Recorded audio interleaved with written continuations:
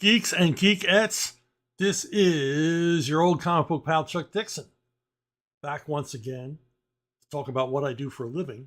What I do for a living is I write comic books, so I'm here to answer all of your questions, and there's some real good ones this week, a little bit of soul-searching, soul-searing questions this week. But first, I'd like to ask you to subscribe. If you've already subscribed, thank you very much. If you haven't, it sure helps this little community we got here to grow. If you hit that subscribe button, doesn't cost you a dime. Why not? Do it right now. Hey, we got a twin spin from the Gentle Savage. He asks, Mr. Dixon, are there any tropes in comic books that you think are extremely overused and that need to be put to rest? And also, which superhero and supervillain lairs, HQs, do you think are the coolest?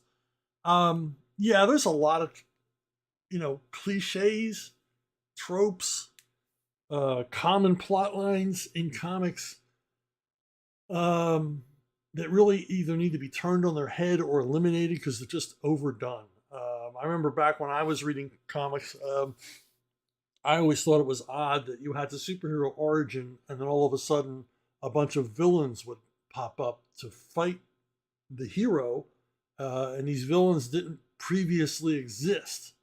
It's like the hero's origin sparked a whole bunch of other origins. And suddenly his native city was filled with superpowered criminals all of a sudden.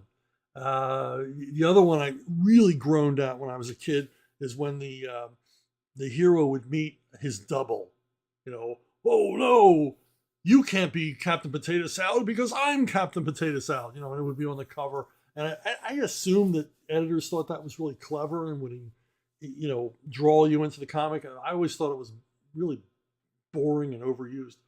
But I see more experimentation, or I have seen more experimentation with comic book tropes, superhero tropes. But and then they've invented new ones, like everybody's sitting around talking while they share lunch.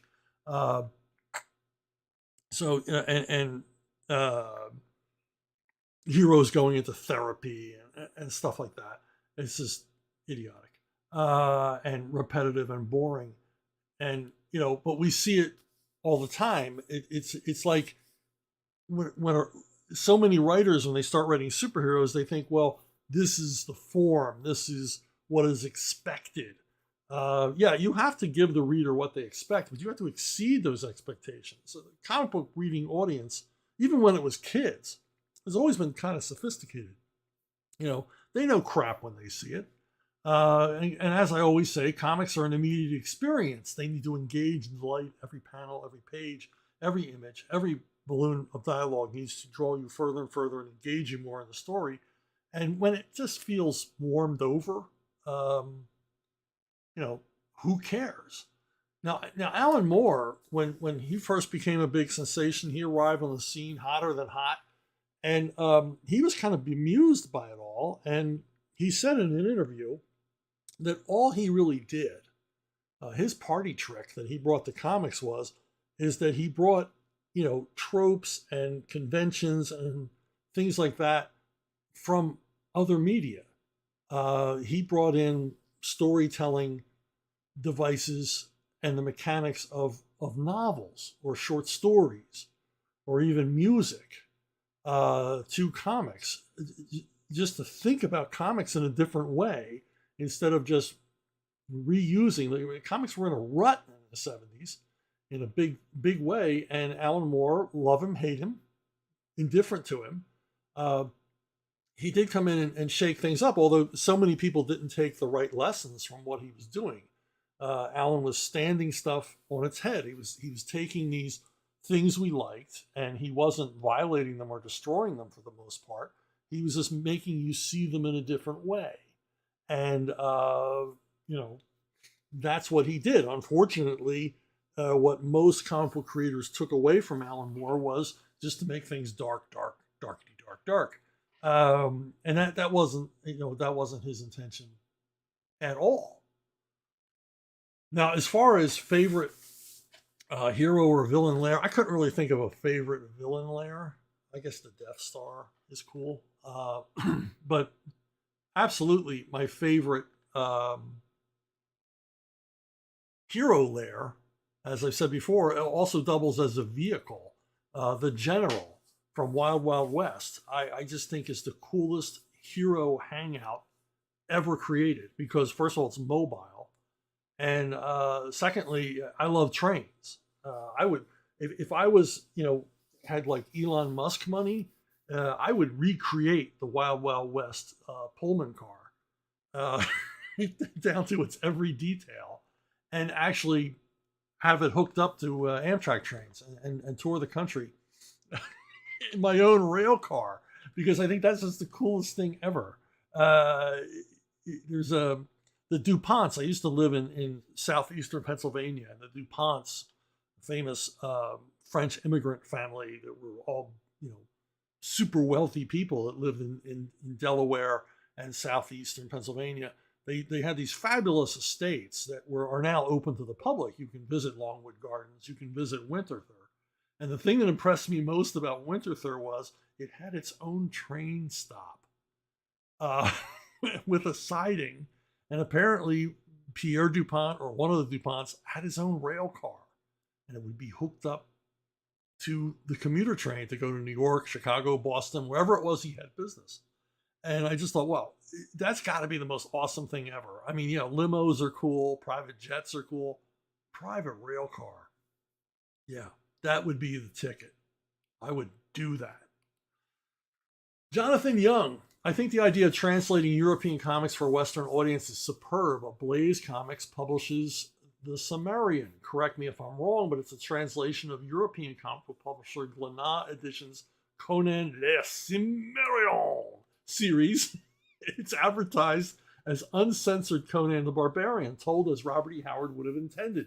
I believe Robert's original stories are included at the end of every issue, too. Would you be interested in checking this series out? If you have, how do you think this version compares to the Conan comics that you've read or worked on? I've talked about the Glénat series before. I think it's awesome. I think it's absolutely incredible that they parcel out the original Robert E. Howard stories, Red Nails, Jules of Gualher, all these terrific, fantastic stories, and to different creative teams, a different writer and a different artist. And they show this, each one of them has a different interpretation of Conan. But what they all have in common is they really, really do capture the spirit of a Robert E. Howard story. The artwork's always engaging and muscular and attractive, and red-blooded is the best term I can think of. My only problem with the Ablaze English editions, I have all the French editions, is that they print them smaller than the Glénat European comic album format. They print them small, and they print them in the basically the American comic book framework, which leaves a lot of dead space at the top and bottom of the page, because European comic albums are wider in ratio than an American comic book. I think it's a real pity that Ablaze didn't publish these in their original format and original size, because these are really book market comics. These aren't comic book store comics. So they really should have gone heavy for the book market, and I think they would have done a lot better and just a more attractive package. I mean, the American editions aren't a lot smaller than they are quite a bit smaller, actually, because the Glénat versions are in like the extra, if you've ever seen them, the extra large comic album format. I mean, they're big and impressive and huge. It's like the difference between widescreen and full screen, letterbox and Academy ratio. So if you ever get a chance to see one of the European versions, check it out. You'll see what I mean. The difference is staggering, and they're really diminished by being shrunk down into the American, more America comic store friendly format. John DeVoist, can you go into more detail on how comic book royalties work? How often do writers and artists receive royalties? Do inkers and colorists receive royalties too, or are they just paid for the work done? what's the best way to negotiate a fair royalty deal up front, and how do you track and exercise your royalty contracts afterwards? You know, um, yeah, royalties are paid. Let me break it down. I mean, on a creator-owned project, you get more. So I get a bigger piece of something that I do for IDW, but the checks are smaller than from DC because DC sells more books. So even though my percentage is higher, it's better to sell more books at a lower royalty rate than just sell a few books at a lower royalty rate. And I don't know what the percentage is. It's a small percentage. It's not a big percentage, but it adds up as they sell more and more books. And digital adds up as well. If you're reading a comic from DC or Marvel on Comixology or whatever, yeah, the creators do get a piece of that. I honestly don't know if inkers or colorists get a piece of the pie. I don't know. I've never asked one. I know pencilers and writers do. For a while at Marvel, editors got a piece, which led to, abuses and corruption, of course, because, they're editors. So, what more can I tell you about royalties?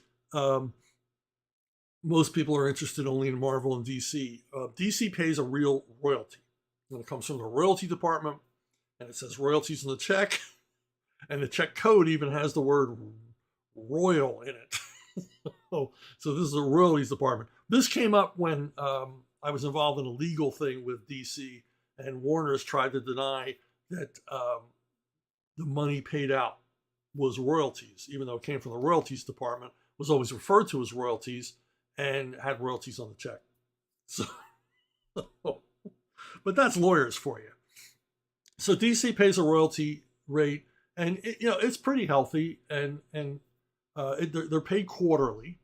DC pays quarterly, and so every 3 months you get a check, and it combines digital and print, and the numbers can go from 17 cents on the royalty statement to over $1,000, and then it all adds up. Trust me, it all adds up. And royalty check kind of allows you to see the health of the company, because and decisions that they've made. When digital comics first came around, I was skeptical of digital comics. When we did digital comics at CrossGen, we called them Comics on the Moon, because it just seemed like such a pipe dream that digital comics would take off. But at DC, the checks were pretty decent. I mean, they were good checks. They were good sized checks. And then DC and Marvel both went with Amazon's Comixology, and there was a steep decline in the digital earnings, which, what did that tell us? That Amazon kind of took DC and Marvel and buried them. And that's what Amazon does. If you get on with Amazon, they'll just sell you the moon and stars. Like, it's going to be fabulous. You're going to be part of Amazon. Your audience is going to grow. What they don't tell you is that Amazon's going to, just shove you into the shadows, so that you don't compete with other publishers who pay them a lot of money to push their stuff. So my DC, all of them, so it's just not mine, it's every creator's DC digital checks saw a steep decline. And but that's how royalties work. They really let you know what's going on in a company. I mean, the less royalties you're making, obviously the less money the company's making. And I say this as a guy, particularly at DC, because I did so much work for DC. There's always something of mine in print from DC that they've reprinted, that they've omnibused, or made an essential of, or some sort of collection, or deluxe hardcover, or whatever. There's always something out. So I see the royalty checks as a bellwether for the company's health. Now, Marvel's different. They don't release checks quarterly. I just seem to get checks willy-nilly. Like if in a recent Marvel Moon Knight omnibus they did, a few months after it came out, I got a check. So I'll see a check from Marvel. I call them Mickey Mouse checks because they have Mickey Mouse on them. They actually come from Walt Disney Corporation, um, and you know they pay a lower royalty rate than DC, and it's less reliable, and it's also in the parlance of Marvel, they never call it royalties. They call it an incentive. And because it's an incentive by law, they don't have to give it to you. An incentive is a gift, it's a discretionary bonus, whereas a royalty is something you are contractually entitled to. You know, by contract, you are entitled to a royalty. That's the agreement that every creator reaches. Well, I don't know what they do now, but it's the agreement that DC used to reach with every creator was, you would, if your work sold above this amount, you would see a royalty check. At Marvel, it's an incentive, and they can take it away from you, and they have in the past taken it away from creators. Another thing, another inequity, a difference between DC and Marvel. At DC, it is policy that artists have their artwork returned. The pages are split between the penciler and the inker by some formula. I have no idea how that works, but all artwork is returned. It is owed to you. At Marvel, the return of artwork is again an incentive, and they can just not return your artwork. They can just decide, hey, we're not sending this guy's artwork back. And I've seen that happen in the past, where they just like, nah, you're not getting your artwork back. We don't have to give it back to you, so we're not going to. So those are the big differences. And as a guy who continues to get royalties from both companies, far more from DC than Marvel. A lot of that has to do with how much work I did for DC versus how much I did for Marvel. Royalties are a cool thing. I mean, I wish the companies well. I wish DC and Marvel would recover from the doldrums, from this doom spiral they're in, because it directly affects my income. But that's how I hope I've answered all your questions. That's how royalties work. But it's a good policy not to think about royalties.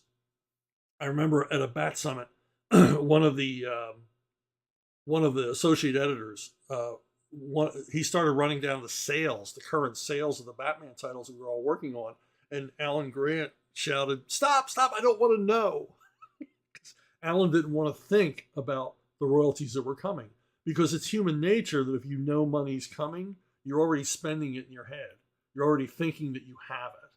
And he wanted to look at the royalties as like just an extra, something to be put in a bank account and forgotten, which was a wise policy. Because I can't tell you how many people in the comic book industry, they start getting those hot royalties and start thinking they're going to come in forever and start spending money like water on, we're comic book people. We spend it on geeky stuff, or buy a motorcycle, or buy a car you really can't afford. And then the following year, the royalties fall apart. This happened a lot in the 90s. People went from feast to famine in the royalty department. Luckily, I was married to a very, very smart woman who suggested we put our money in real estate.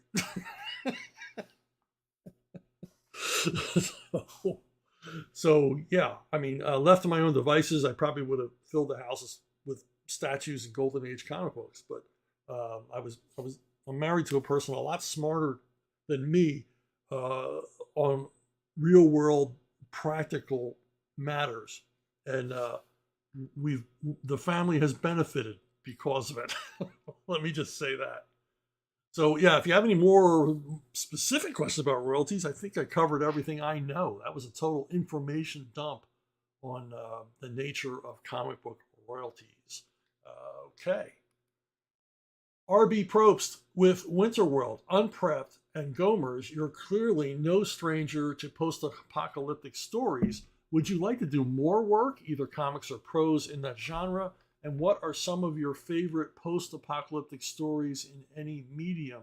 I've done my share of end of the world stuff, and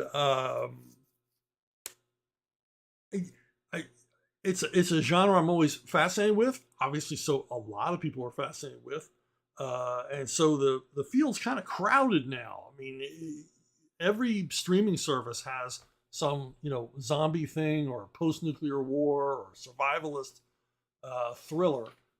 Sometimes they have more than one. And there's been so many, dour, grim, nasty post-apocalyptic stories that, it's kind of, all right, do I really want to jump in here again? I mostly did Unprepped as a reaction to that genre, to do a survivalist comedy based on the end of the world. I think about Gomers every once in a while, going back to it, but other things intercede. I probably will revisit the world of Gomers at some point because I still like the zombie genre, despite the fact that Walking Dead in its final seasons did everything they could to ruin the genre, make it boring. How do you make a boring zombie thriller? Well, non-thriller, an anti-thriller.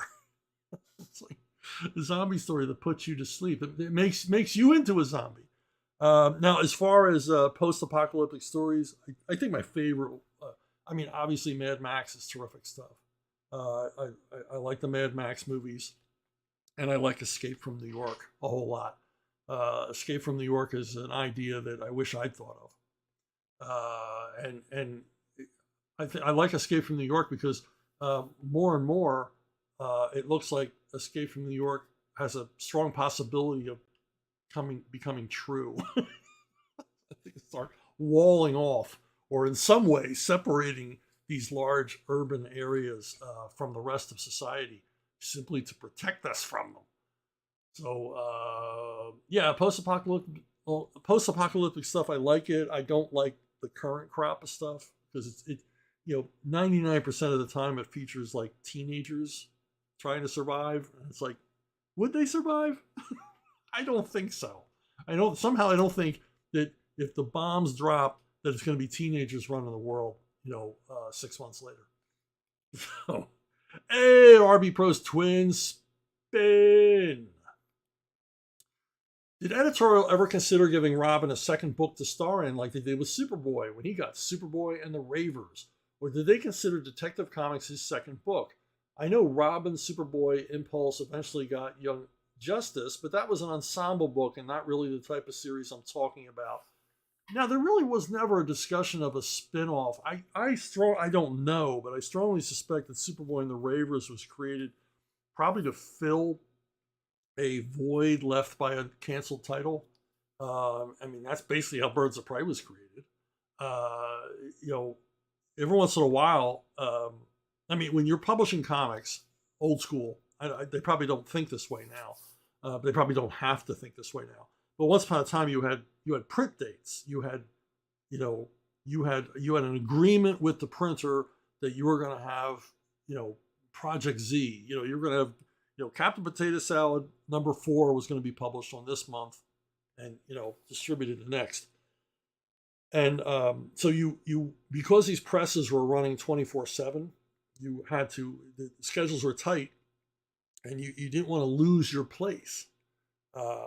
And I believe there were penalties involved if you didn't deliver a product to print. You were still going to have to pay some money even if you didn't print anything. And so every once in a while, you would have a project, a book get canceled. We've got to cancel this book, but we've still got 4 more months of schedule for this book. Even though we're canceling it because it's not making any money, we're going to get hit with a penalty unless we put something in that slot for the next 4 months. And that's why a lot of pop-up miniseries and things like that, and like surprise monthlies come out of nowhere, were to fill in those printing schedules so penalties didn't have to be paid, and chances are, they can make some money. And this was the 90s, so new #1s were a priority. Let's get a new #1 and get a series going, and let's see if it takes off. Let's see if it has legs. But primarily, these were decisions made far above my head by people who understood business and the challenges of being a periodical publisher, which kind of had to be nerve-wracking. I would think. I think periodical publishing, particularly in comics and live television, have to be the most stressful areas of endeavor I can imagine. Even theater, it's like, okay, you've done the play over and over and over again. You're kind of in the groove. You know, something can always go wrong, but you know, it's just you're doing the same thing over and over again. But I think if you're creating new stuff on a tight schedule, and there's definitely financial pressures at the other end, it's got to be nerve-wracking. I would not want the job of managing editor anywhere. Yusef Ali, in your opinion, who would be the best love interest for Batman? I have to personally pick Talia al Ghul, as I find the conflict within her to be fascinating. I find no conflict in Talia. She is the ultimate daddy's girl. She's generally portrayed as a cipher. She's a cat's paw. She's a weapon. She's a device that Ra's al Ghul uses against his enemies. And you know, I've written quite a bit about Talia, and I just think she's kind of an empty vessel, as well as she's like the ultimate sex object, the femme fatale, the woman of mystery. But there's not a lot of mystery there, and I don't think she'd be a good match for Batman because I don't think she ever cared about Batman. If she did, she would have conspired with Batman to get her away from her father.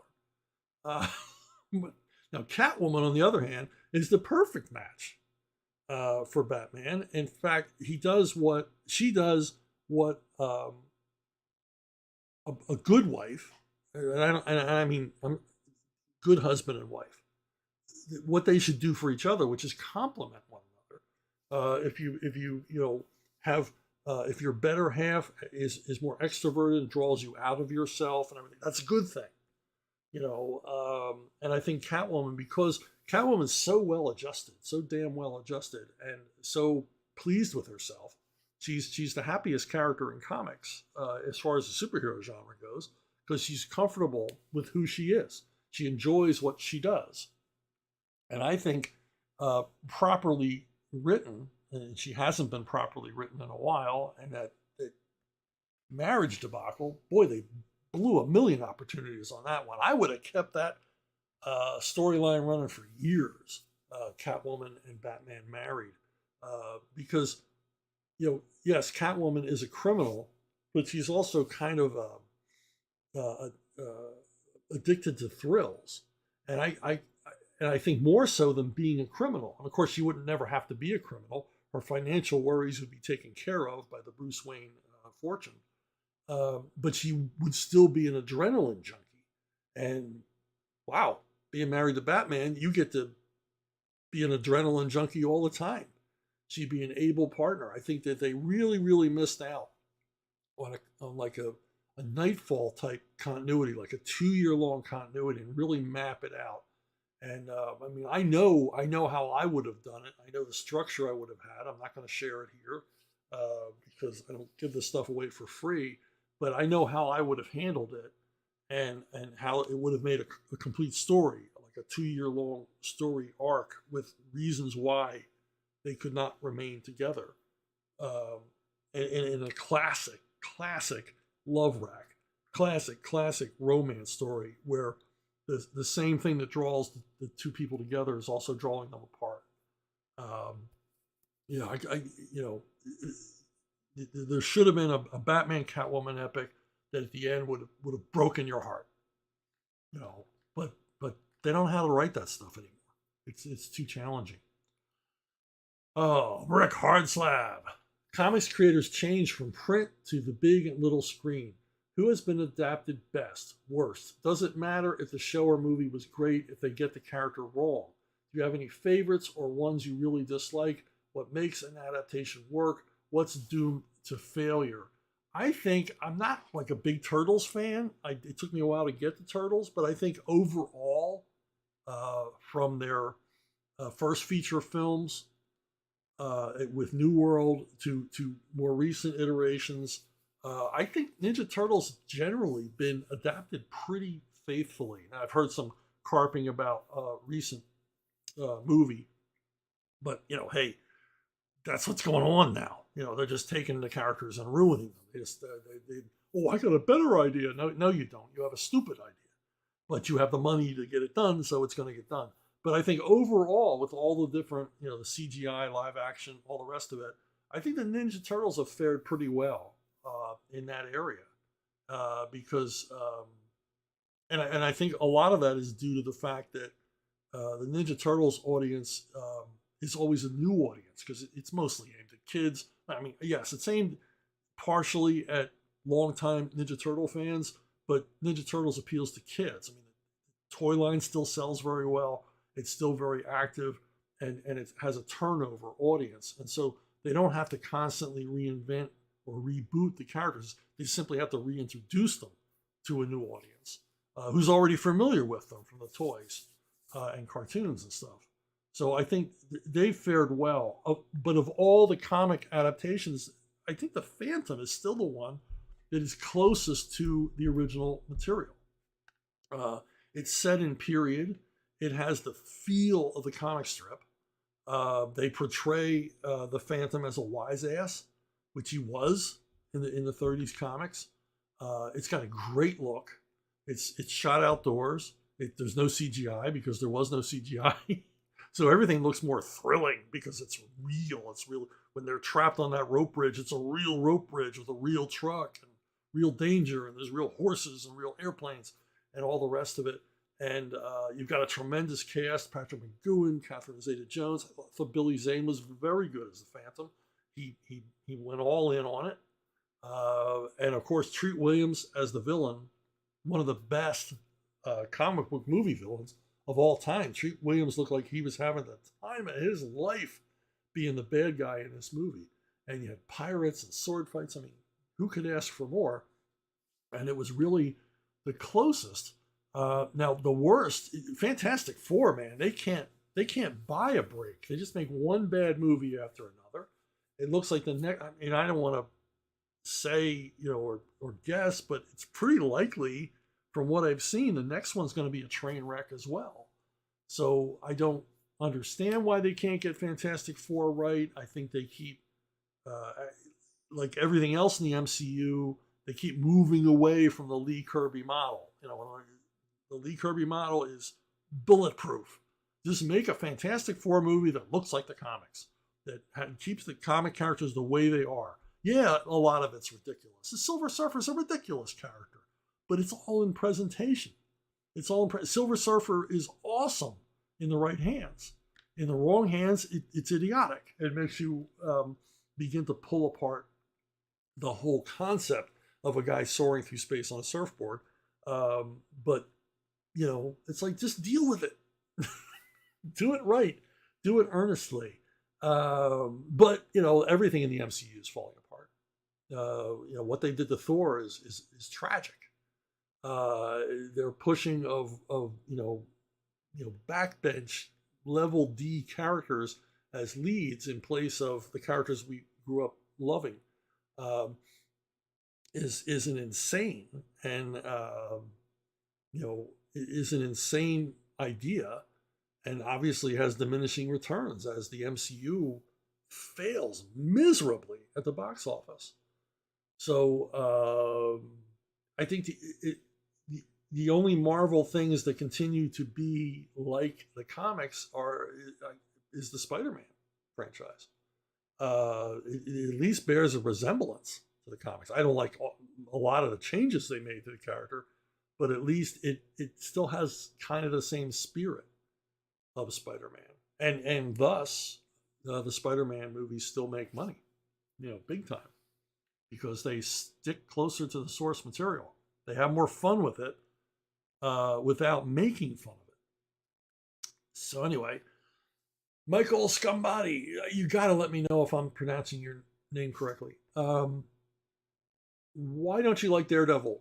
Please be as detailed as possible, because I've enjoyed Miller's Man Without Fear, 1993, and Born Again, 1986, and what I've read of Bendis and Brubaker's run. It's been a long time since I read Brubaker and Bendis, though. I like Born Again. I like a lot of what Miller did. I like a lot of what Roger McKenzie did with Miller prior to Miller taking over the writing. I read the book. I used to read it religiously when I was a kid. I loved Gene Colan on Daredevil. Terrific stuff. But I never took to the character. I think the idea was that he was going to be Marvel's Batman initially.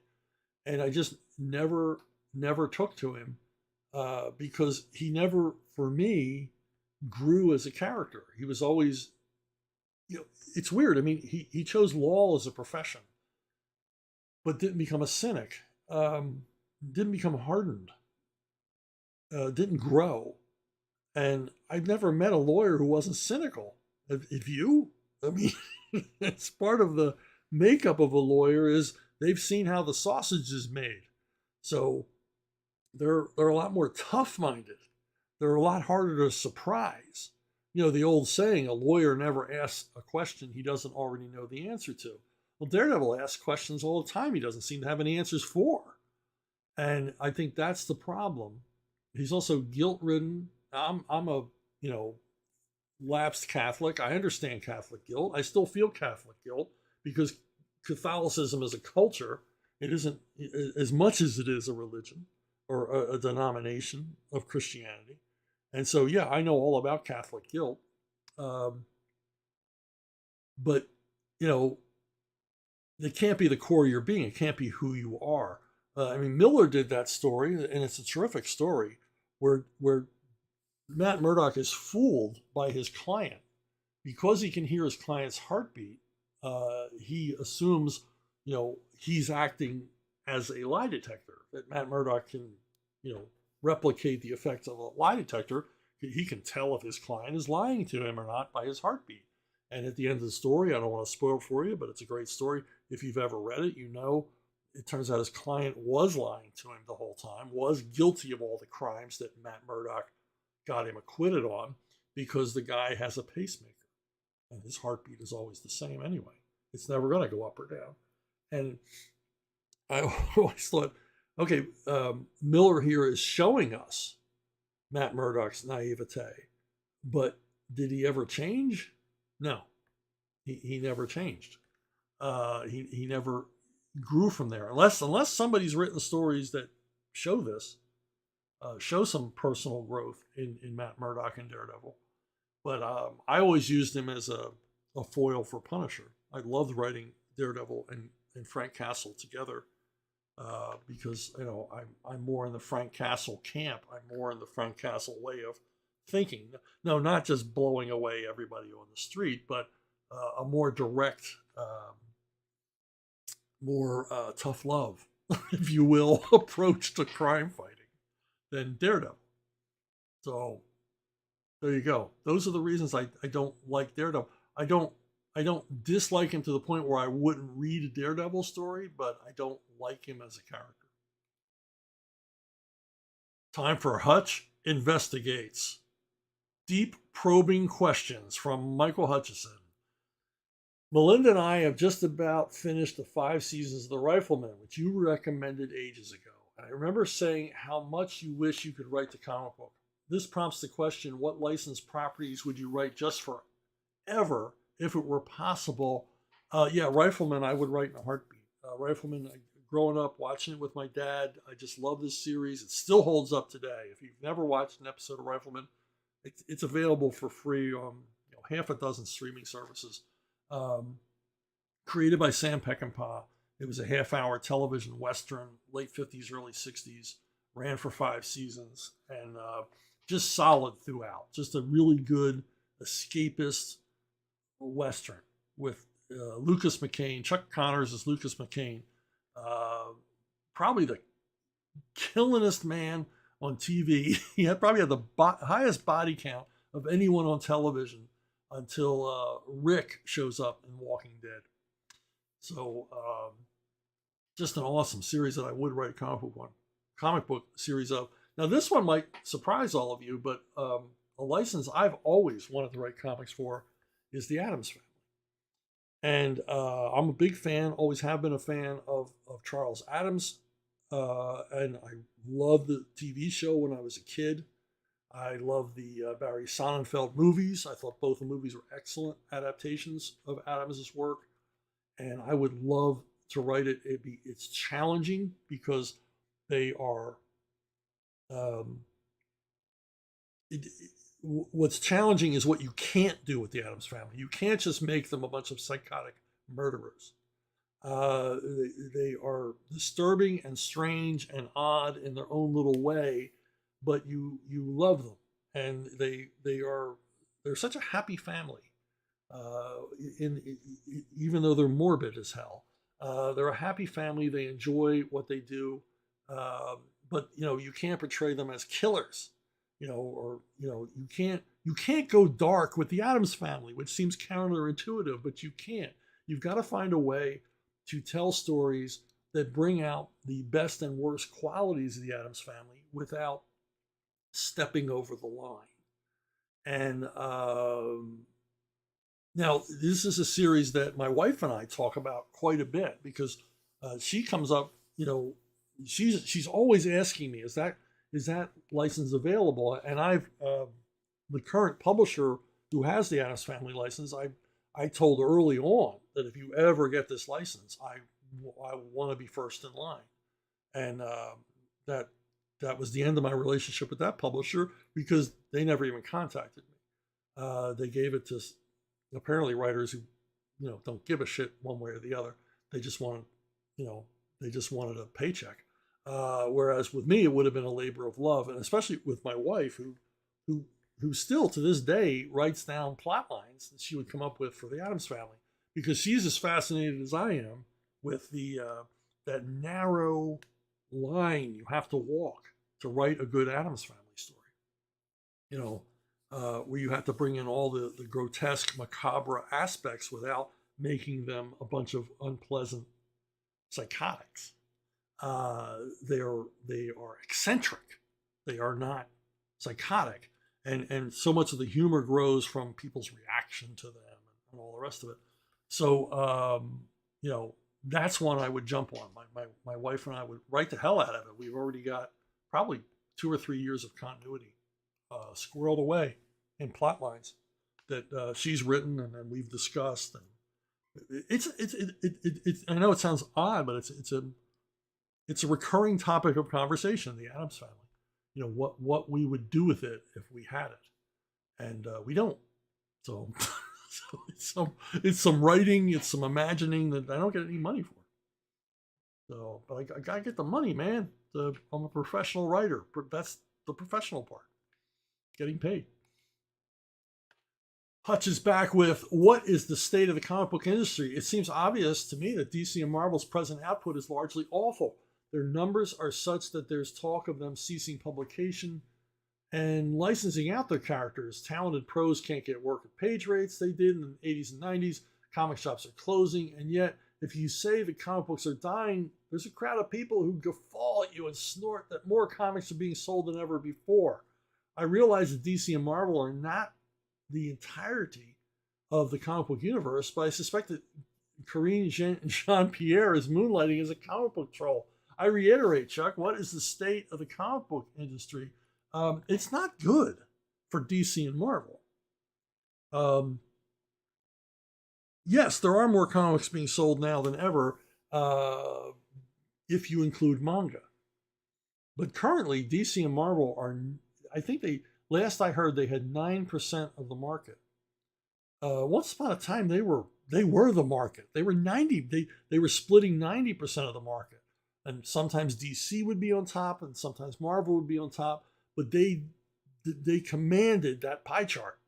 It was little tiny slivers for everybody else. And so yeah, it's not a good time for DC and Marvel. Their sales are down, and now I see both companies trying to do some quality stuff. It's too little, too late. It's too little, too late to bring back experienced creators or to try to do earnest projects to bring back the readers.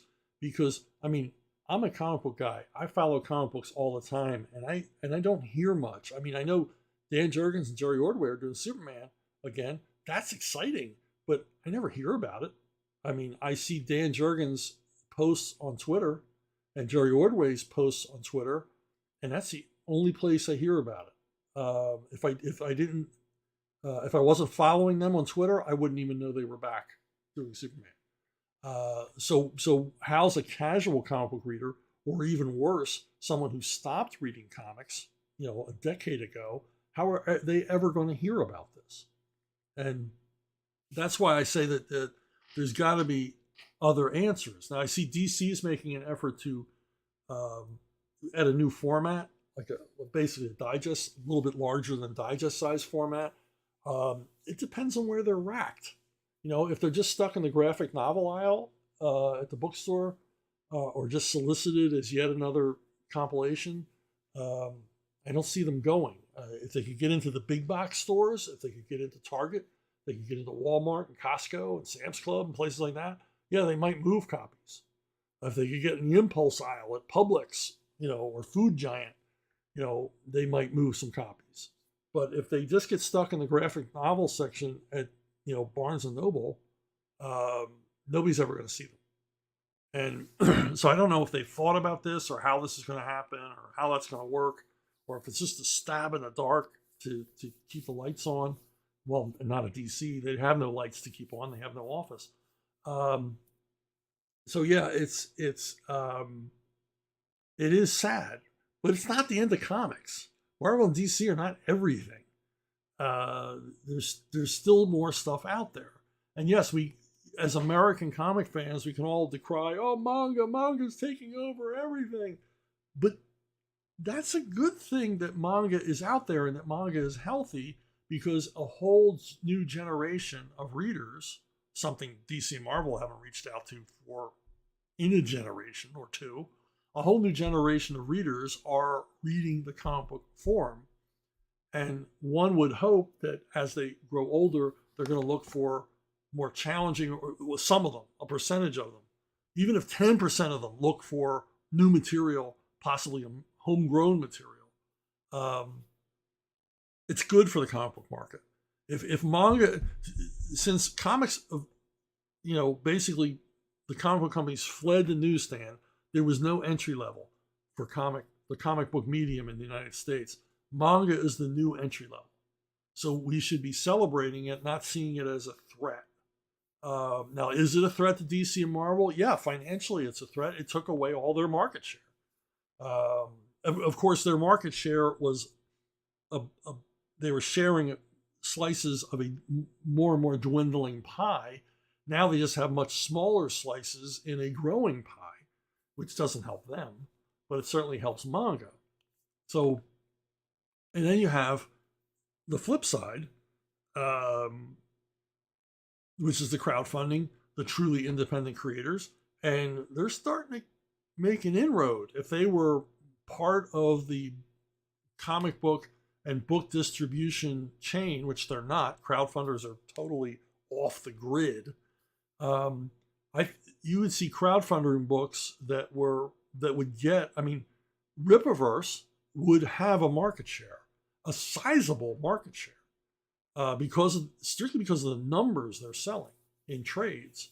They're doing, monthly comic numbers, current monthly comic numbers, selling trade paperbacks.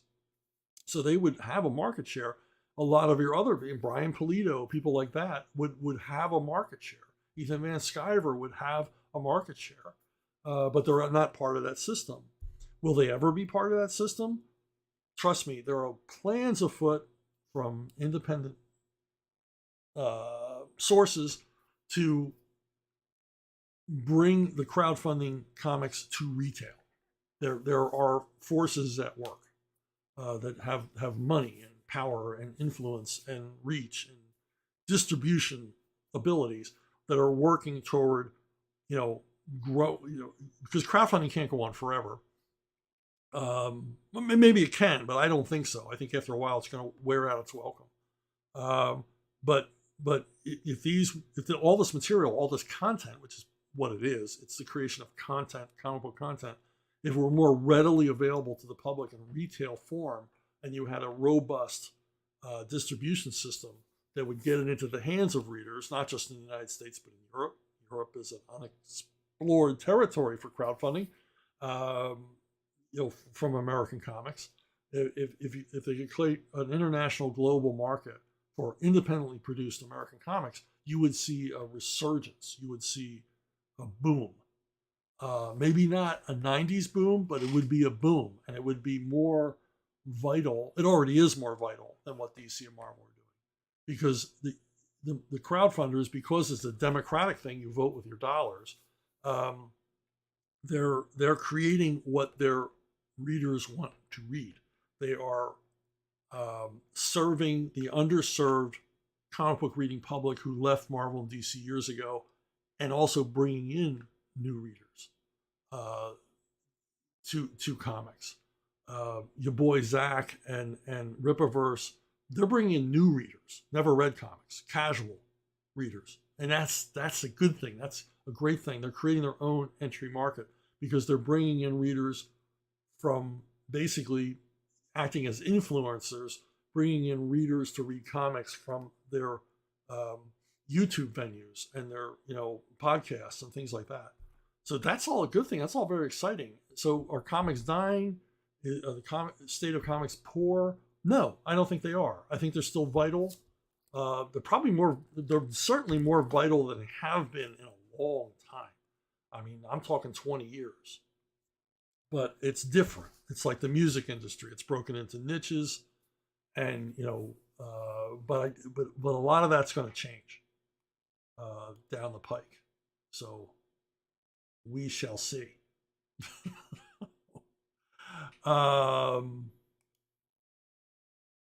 Last question from Michael Hutchison. Or maybe it isn't the last. No, he's got another one. It seems as though most comic book adaptations to movies have a fatal snobbery that gets in the way of their being properly adapted. If I were making a G.I. Joe movie, the first thing I'd do is direct some cash to Larry Hama to have him on as an advisor. Ditto, Batman, Denny O'Neil, etc., etc., etc. They never seem to do this. I can't help but think the Star Wars 7 through 9 would have benefited immensely just by having anyone who's ever loved Star Wars in the writing room. Do you have any inside baseball as to why this is? It largely has to do with, are you in the Writers Guild? Now, Denny O'Neil got to write some Batman animated series episodes because he was in the Writers Guild. Marty Pasco, frequent comic book writer, wrote a number of Batman animated series episodes because he was in the Writers Guild. When I heard about, it was called Forever Night, that became Batman Beyond, I contacted the animation people and said, I would love to help work on this. I would love to help develop this. Now, I wasn't thinking of leaving comic book writing or anything else. I just thought it'd be fun.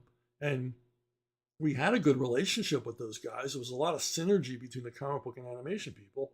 And I thought they would welcome me. But they said, no, we can't work with you. You're not a member of the Writers Guild. So there's this barrier to comic book creators. The closest I ever got to advising on a film was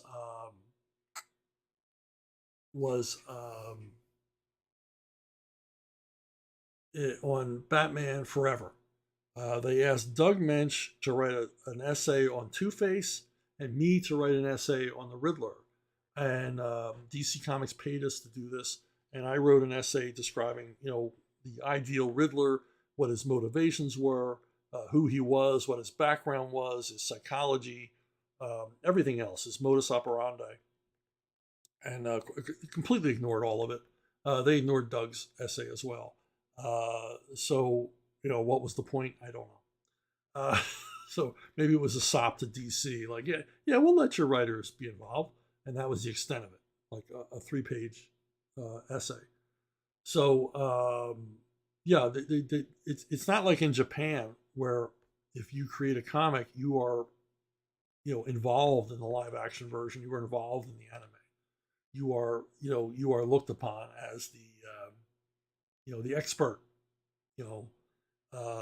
In much to their detriment, the movie making business in the United States has kind of shunted the original creators aside, and to the point now where they're even shunting aside what they created. I mean, the most recent Batman movie bears no resemblance to any Batman that I've ever known, and certainly no Riddler I've ever known.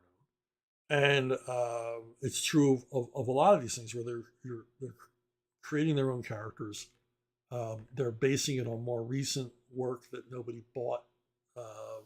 They're ignoring classic story arcs from the past that would make excellent movies, either animated or live action.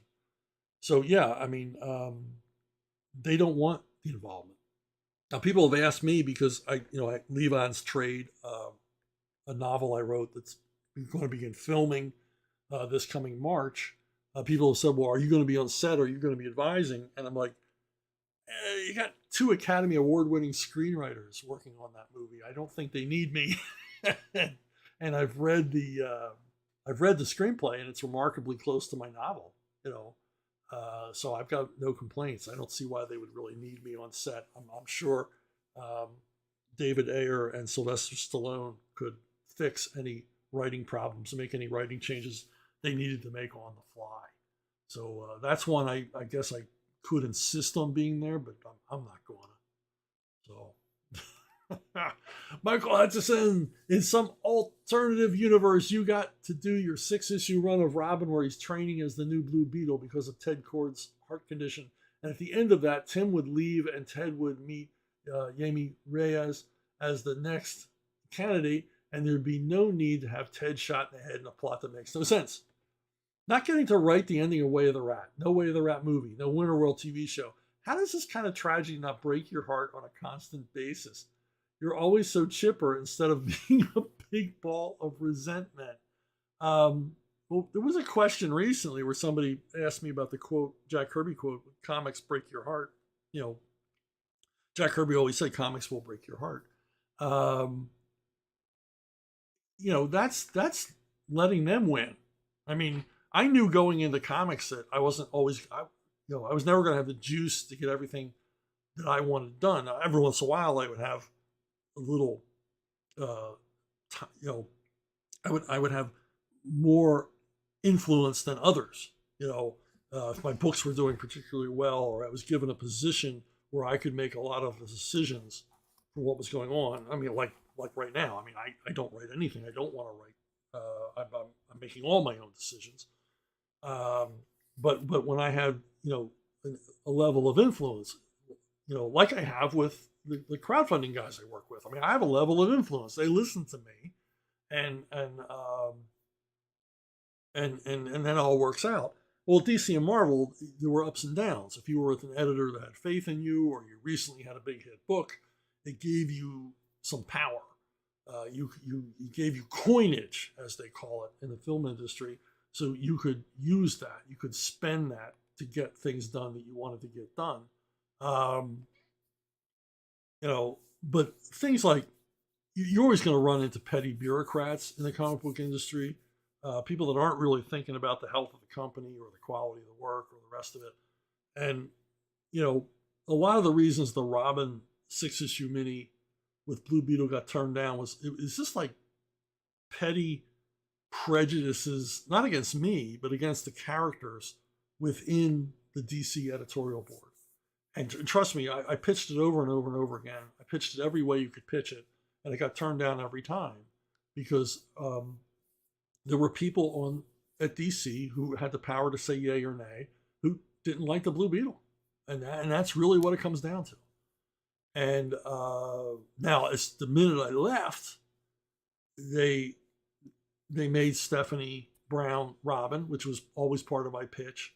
And I think that was basically a big FU to me from a very, very petty editor who was running the Batman offices at the time.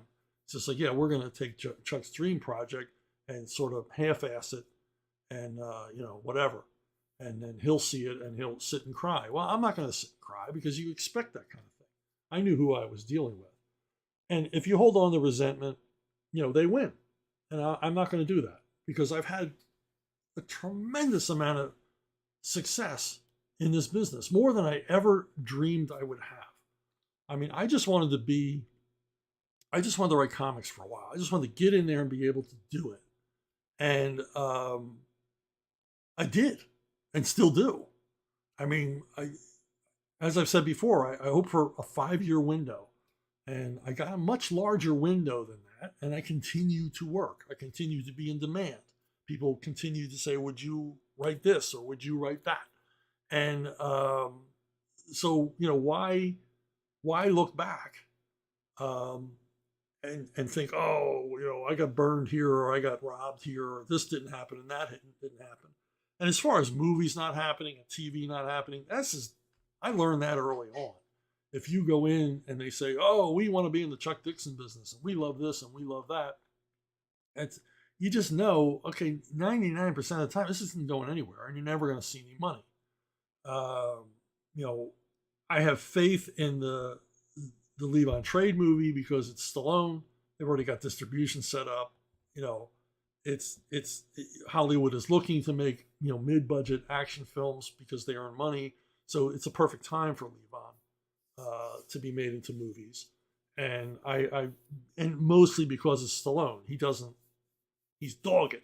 He's a workaholic. He makes things happen. And so he's pistol hot right now. He's as pistol hot right now as when he made Rocky. So I've got faith that this is going to get done because everybody involved is excited about it. And they always tell you they're excited in Hollywood, but I really believe them because Sly's stuck with Levi for years and years and years. He's been trying to get this movie made for a long time. But yeah, we're on the schedule. So yeah, all that looks good. And the thing is that I look back at all the people who have dissed me or been petty or whatever, and most of them are no longer in the business, or they're, just sad, relics of their former selves. So, they paid. I mean, I'm not the only person they treated shabbily. And I think that just catches up to you after a while. I think karma is a real thing. And even if karma isn't a real thing, even if they're living in a $15 million mansion, I know they're miserable every day. And I'm not. And I'm not going to let anybody make me miserable that way. Because when I look at my wins versus my incompletes, I've had a lot more wins. So there's really no reason to be a sad writer like this poor lady here. Okay. brunobookstore@gmail.com. brunobookstore@gmail.com. If you have questions, suggestions, pictures of the cats and doggies. If Hutchison comes up with some more probing inquiries, go to brunobookstore@gmail.com. It's the most reliable way to get your questions read on the internet by me. And let me remind you, AlphaCore is still going. It's going to go through January. It's past the 1 million mark. It's doing very well. And the book isn't even in people's hands. I think if you order this and once you get it in your hands, you're going to scream from the rooftops. The Joe Bennett artwork is fantastic. It's a high-action, escapist, superhero graphic novel with police thriller elements to it. It was a blast to work on. We're working on more.